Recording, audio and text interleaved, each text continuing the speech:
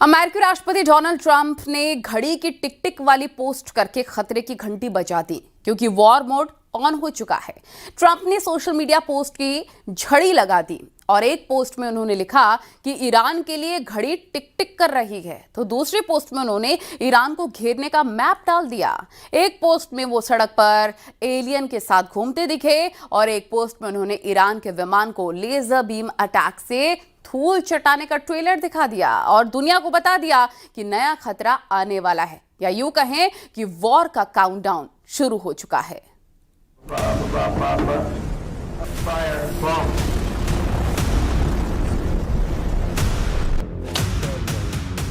ये दोनों तस्वीरें चीख चीख कर कह रही हैं कि ईरान जंग किसी भी वक्त दोबारा शुरू हो सकती है। ट्रंप की बातें और ईरान के तेवर दोनों यही कह रहे हैं। ट्रंप ने एक के बाद एक सोशल मीडिया पर कई पोस्ट डाली। एक पोस्ट में तो उन्होंने जंग का ट्रेलर दिखाने वाला वीडियो ही शेयर कर डाला, क्योंकि वीडियो में अमेरिका के जंगी जहाज ने लेजर बीम से ईरान के विमान को आसमान में ही धुआं धुआं कर डाला।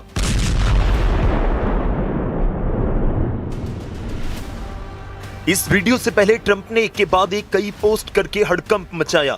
सबसे ज्यादा चर्चा में रही घड़ी की टिक टिक और क्रिप्टिक मैप वाली पोस्ट। ये दोनों पोस्ट थोड़े से वक्त के अंदर की गई।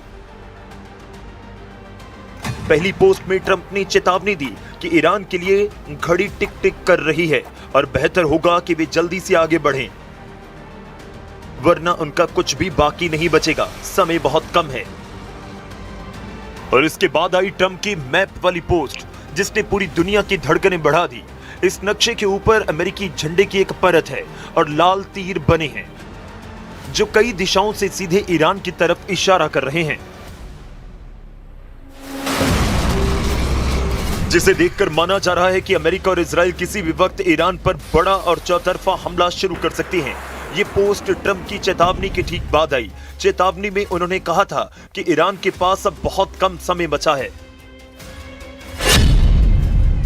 वैसे इस नक्शे के पीछे अमेरिका और इजराइल की एक सोची समझी रणनीति बताई जा रही है, क्योंकि ट्रंप ने चीन के दौरे से लौटते ही इजराइल के प्रधानमंत्री बेंजामिन नेतन्याहू से फोन पर लंबी बात की थी। कहा जा रहा है कि दोनों के बीच बातचीत का मुख्य मुद्दा ईरान के खिलाफ अगले दौर का एक्शन था।